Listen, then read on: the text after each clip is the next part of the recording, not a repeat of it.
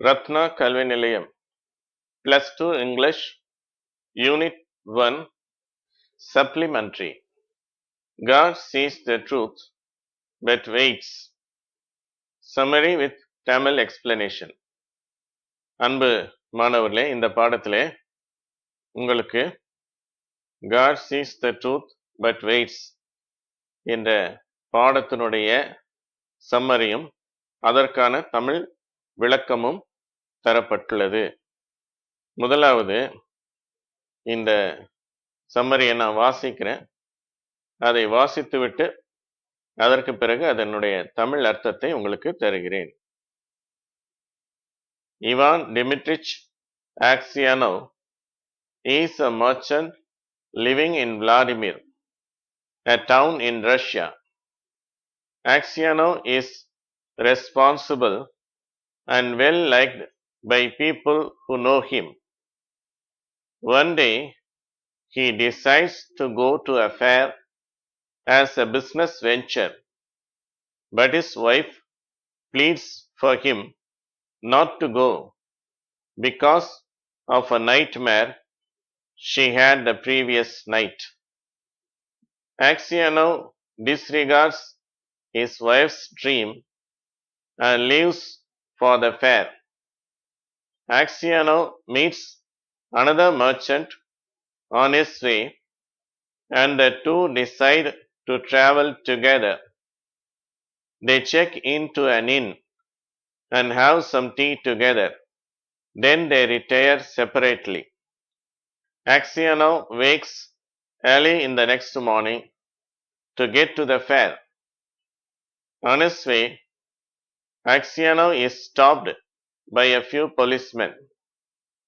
They explain that a merchant was just murdered and robbed, and then search Aksionov's bag. They find a bloody knife, and despite Aksionov's claims that he is not the murderer, he is sentenced and sent to Siberia. Aksionov spends 26 years in Siberia. Resigned to his plight, he dedicates his life to God. He becomes a mediator of sorts in the prison, and he is well respected by the other prisoners as well as by the guards. One day, some new prisoners, one of them being Makar Semyonich, are transferred to the prison. After overhearing several conversations, Aksionov is convinced that Makar Semyonich is the man who committed the murder for which he was blamed. Aksionov finds that Makar Semyonich tries to escape from the prison by digging a tunnel. The guards notice the tunnel and inquire Aksionov about it. Aksionov keeps silent, though he knows the truth. Makar Semyonich approaches Aksionov that night in a terrible state, eventually admitting to Aksionov that it was he who killed the merchant. Aksionov forgives Semyonich, and he feels as if a terrible weight has been lifted. Makar Semyonich confesses to the authorities, and the process for Aksionov to be cleared is begun. However, Aksionov dies before he can be released. இப்பொழுது இந்த சம்மரியினுடைய தமிழ் விளக்கத்தை பார்க்கலாம். Ivan Dmitrich Aksionov is a merchant living in Vladimir, a town in Russia. Ivan Dmitrich Aksionov என்பவர் ஒரு வியாபாரி. அவர் Vladimir என்ற ஒரு சிறு நகரத்துல வசித்து வந்தார். அது ரஷ்யாவிலே உள்ள ஒரு நகரம். அந்த நகரத்துல அவர் வசித்து வந்தார். Aksianov is responsible and well liked by people who know him. Aksianov ஒரு பொறுப்புணர்வு உள்ளவராக இருந்தார். அவரை அறிந்த மக்கள் எல்லாம் அவரை நேசித்தார்கள். அப்படியாக ஒரு நல்ல குணம் உடையவராக இருந்தார். One day he decides to go to a fair as a business venture. ஒரு நாள் அவர் ஒரு தொழில் முயற்சியாக ஒரு பொருட்காட்சி சாலைக்கு செல்ல இருந்தார். அதாவது ஒரு எக்ஸிபிஷன் பொருட்காட்சி சாலையில அவரும் போய் ஒரு கடையெல்லாம் போட்டு சேல்ஸ் பண்ணணும்னு இருந்தார். But his wife pleads for him not to go because of a nightmare she had the previous night. இங்க நைட்மேர்னா கெட்ட கனவுன்னு அர்த்தம். இப்படி இவர் பிசினஸுக்காக அந்த ஃபேருக்கு போறேன் அப்படின்னு சொல்லும்போது அவருடைய வைஃப் என்ன சொல்றாங்க, தயவு செய்து போகாதீங்க. ஏன்னு சொன்னா நேற்று இரவு எனக்கு ஒரு கெட்ட கனவு வந்தது அப்படின்னு சொல்லி அவங்க சொல்றாங்க. Aksianov disregards his wife's dream and leaves for the fair. Aksianov அவருடைய மனைவியின் கனவை அவர் பொருட்படுத்தவில்லை. டிஸ்ரிகார்ட்ஸ் அப்படின்னா அதுக்கு ஒரு மதிப்பு கொடுக்கலன்னு அர்த்தம். And leaves for the fair. அவர் அந்த பொருட்காட்சி சாலைக்காக அவர் கிளம்புகிறார். Aksianov meets another merchant on his way and the two decide to travel together. அவர் போற வழியில ஒரு வியாபாரியை அவர் சந்திக்கிறார். இவரை போல தொழில் செய்பவர் இன்னொருவரை சந்திக்கிறார். And the two decide to travel together. இருவரும் ஒன்றாக பயணம் செய்வதென்று தீர்மானிக்கிறார்கள். They check into an inn and have some tea together. அவர்கள் ஒரு சத்திரத்துக்கு செல்கிறார்கள். சத்திரம்னா ஒரு தங்குற இடம், ஒரு ஹோட்டல் மாதிரி. அந்த இடத்துல அவர்கள் தங்குகிறார்கள். And have some tea together. ரெண்டு பேரும் கொஞ்சம் தேநீர் அருந்துகிறார்கள். Then they retire separately. இங்க ரிட்டையர்னா என்ன அர்த்தம்? ரிட்டையர் டு பெட்னு அர்த்தம். ரெண்டு பேரும் தூங்க போறாங்க அந்த தங்குற இடத்துல. Aksianov wakes early in the next morning to get to the fair. Aksianov அடுத்த நாள் காலையில சீக்கிரமா எழுந்துடுறார். அந்த பொருட்காட்சி சாலைக்கு சீக்கிரமா போகணும் அப்படின்னுட்டு. On his way, Aksianov is stopped by a few policemen. போற வழியில அவர் போலீஸ்காரர்கள் சில பேரால நிறுத்தப்படுகிறார். They explain that a merchant was just murdered and robbed and then search Aksianov's bag.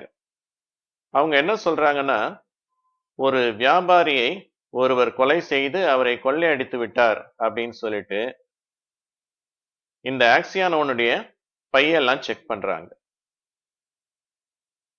They find a bloody knife and despite Aksianov's claims that he is not the murderer, he is sentenced and sent to Siberia. ஆக்சியானோனுடைய பையில அவர்கள் இரத்தம் தோய்ந்த ஒரு கத்தியை அவர்கள் கண்டுபிடிக்கிறார்கள். And despite Aksianov's claims அப்படின்னா என்ன அர்த்தம்? ஆக்சியானோ நான் தப்பு பண்ணாதவன் அப்படிங்கிறார். That he is not the murderer. நான் எந்த கொலையும் செய்யல அப்படின்னு சொல்லி அவர் கிளைம் பண்ணாலும், அவர் வாதிட்டாலும், அப்படி செய்தாலும் கூட என்ன செய்யறாங்க? He is sentenced and sent to Siberia. அவர் கைது செய்யப்பட்டு சைபீரியாவுக்கு அனுப்பப்படுகிறார். சரியா? சென்டென்ஸ்ட் அப்படின்னா என்ன அர்த்தம்? தீர்ப்பு கொடுக்கப்பட்டது, தீர்ப்பு வழங்கப்பட்டது அப்படின்ற அர்த்தம். சரியா? அவருக்கு இந்த விதமாக சைபீரியா போய் அங்க சிறை தண்டனை அனுபவிக்கணும்னு தீர்ப்பு அளிக்கப்பட்டது. Aksianov spends 26 years in Siberia. Aksianov சைபீரியாவில் 26 வருடங்களை கழிக்கிறார். Resigned to his plight, he dedicates his life to God. Resigned அப்படின்னா என்ன அர்த்தம்? விட்டுறது, இதுக்கு மேல நம்ம ஒன்றும் பண்ண முடியாது, போராடி ஒன்றும் பிரயோஜனம் இல்லைன்னு சொல்லிட்டு தன்னுடைய கஷ்டமான நிலைமைக்கு தன்னை ஒப்பு கொடுத்து விட்டார். சரியா? He dedicates his life to God. தன்னை கடவுளுக்கே அர்ப்பணம் செய்து விட்டார். இனிமே உள்ள வாழ்க்கையில எனக்கு இருக்கிற முக்கிய வேலை கடவுளை தொழுது கொள்ளுவது, அவருக்கு தன்னை அர்ப்பணிப்பது அப்படின்னு சொல்லி அவர் முடிவு பண்ணிட்டார். He becomes a mediator of sorts in the prison. அவர் அந்த சிறையிலே ஒரு மீடியேட்டரா அங்க இருக்கிறார். மீடியேட்டர்னா என்ன? சில சந்தர்ப்பங்கள்ல அந்த சிறையினுடைய கார்ட்ஸ் இருக்கிறாங்க, அந்த வார்டர்கள் இருக்காங்க, அவங்களுக்கும் கைதிகளுக்கும் இடையிலே நடுநிலையாளராக, அல்லது கைதிகளுக்குள்ள ஏதாவது பிரச்சனை வந்துச்சுன்னா அதை சமரசம் செய்து வைப்பவராக, சமாதானம் பண்ணுகிறவராக இருந்தார். அப்படி ஒரு மீடியேட்டரா இருந்தார். And he is well respected by the other prisoners as well as by the guards. அவருக்கு எல்லாரும் மதிப்பு கொடுக்கறாங்க. கூட இருக்கிற மற்ற கைதிகளும் அந்த சிறை காவலர்களும் கூட அவருக்கு மதிப்பு கொடுக்கறாங்க.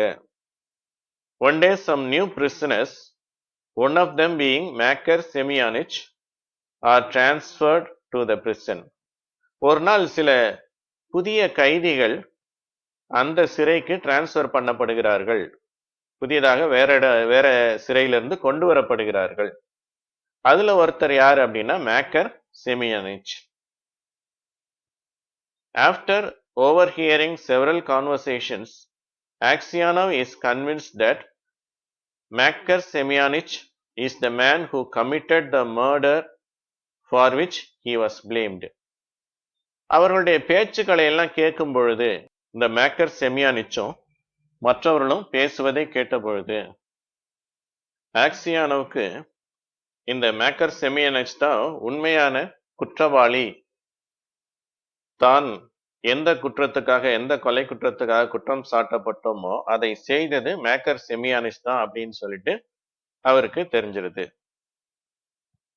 Aksionov finds that Makar Semyonich tries to escape from the prison by digging a hole. அதாவது இந்த மேக்கர் செமியானிச் தான் சிறையிலிருந்து தப்பிச்சு போறதுக்காக ஒரு சுரங்கம் மாதிரி தோன்றத ஆக்சியானோவ் கண்டுபிடிச்சிடுறாரு. The guards notice the tunnel and enquire Aksionov about it. அந்த காவலாளர்கள் எல்லாம் இந்த சுரங்கத்தை கண்டுபிடித்து அவர்கள் ஆக்சியானோவிட்ட அதை பத்தி கேட்கிறாங்க. இது யார் இது மாதிரி தப்பிக்கிறதுக்கு முயற்சி செய்யறா அப்படின்லாம் கேட்கிறாங்க. ஏன்னு சொன்னா அவங்க நம்புறாங்க. Aksionov keeps silent though he knows the truth. ஆக்சியானோவுக்கு உண்மை தெரிஞ்சாலும் கூட அவர் அமைதியா இருக்கிறார், உண்மையை சொல்ல மாட்டேங்கிறார். இது மாதிரி மேக்கர் தான் அதை தோண்டினா, தப்பிச்சு போறதுக்காக முயற்சி பண்ணா அப்படின்னு சொல்லல. Makar Semyonich approaches Aksionov that night in a terrible state. இதன் விளைவா என்ன நடக்குது அப்படின்னு சொன்னா, இந்த மேக்கர் செமியானிச்சே ரொம்ப ஒரு கலங்கி போய் ஆக்சியானோவ் கிட்ட வரான். ஏன் அப்படின்னா, தான் இவ்வளவு தப்பு பண்ணியும் தன்னை காட்டி கொடுக்கலையே அப்படின்னு ஒரு குற்ற உணர்வு அவனை குற்றப்படுத்த ஆரம்பிக்கிறது. அப்ப தான் தவறையெல்லாம் உணர ஆரம்பிக்கிறான். அதனால ரொம்ப கலங்கி போய் ஆக்சியானோவிட்ட ஓடி வரான். Eventually admitted to Aksionov that it was he who killed the merchant. கடைசியில் அவன் என்ன ஒத்துக்கிறான் அப்படின்னா, தான் தான் அந்த வியாபாரியை கொன்றது அப்படின்னு சொல்லி ஆக்சியானோவிட்ட ஒத்துக்கிறான். யார் ஒத்துக்கிறா? மேக்கர் செமியானிச் ஒத்துக்கிறான். அடுத்தது, Aksionov forgives Semyonich and he feels as if a terrible weight has been lifted. ஆக்சியானோவ் செமியானிச்சை மன்னிச்சிடுறார். தான் இவ்வளவு காலம் கஷ்டப்பட்டோமே, இத்தனை வருஷமா சிறையில கஷ்டப்படுறமே அது காரணம் இவன் தான் அப்படின்னு தெரிஞ்சும் கூட இந்த செமியானிச் அவன்கிட்ட வந்து தான் செய்த தப்ப சொல்லும் பொழுது ஆக்சியானோ மன்னிச்சிடுறாரு. அடுத்து ஒரு பெரிய பாரம் தன்னை விட்டு நீங்கினதாக உணர்கிறார். என்ன பாரம் அப்படின்னா, இவர்தான் கொலைகாரன் அப்படின்னு சொல்லி நிறைய பேர் நினைச்சிட்டு இருந்தாங்க இல்லையா? அவங்க ஊர்லயும் சரி, குடும்பத்தினரும் சரி, இவர் கொலை செஞ்சுட்டாரு அப்படின்னு நினைச்சிட்டு இருக்காங்க இல்லையா? இப்ப அந்த கொலைப்பழி தன்னை விட்டு நீங்கி விட்டது அப்படிங்கிற ஒரு மன நிறைவு, சந்தோஷம் அவருக்குள்ள வருது. அவர் தப்பிச்சு போகணும் அப்படிங்கிற எண்ணத்தை விட சிறையில இருந்து ரிலீஸ் ஆகணும்ன்ற எண்ணம் அவ்வளவா இல்ல. தான் குற்றவாளி என்று சொல்லி தன் மேல அந்த பழி இருக்கக்கூடாதுன்றதுதான் அததான் அவர் முக்கியமா நினைக்கிறார். Makar Semyonich confesses to the authorities and the process for Axiano to be cleared is begun. அடுத்தது மேக்கர் செமியானிச் என்ன பண்றான், இந்த அதிகாரிகள் கிட்ட, சிறையினுடைய அதிகாரிகள் கிட்ட போய் தான் செய்த தவறை அவர்கள் முன்னால சொல்றான். தான் தான் இந்த மாதிரி கொலை செஞ்சேன் அப்படின்றதெல்லாம் அவன் கன்ஃபஸ் பண்றான். அதாவது அவனே அதை அறிக்கையிடுறான். And the process for Axiano to be cleared is begun. அடுத்து என்ன நடக்குது, ஆக்சியானோவை விடுதலை செய்வதற்கான ப்ரொசீடிங்ஸ் எல்லாம் நடக்குது. அதற்கான ஏற்பாடுகள் எல்லாம் நடந்து வருகிறது. அதற்கு கொஞ்சம் காலம் எடுக்குது. However, Axiano dies before he can be released. எவ்வாறாக இருந்தாலும் ஆக்சியானோ அவரை ரிலீஸ் பண்றதுக்குள்ள அவர் சிறையிலேயே இறந்து போயிடுறாரு. இதுதான் இந்த story. God sees the truth but waits.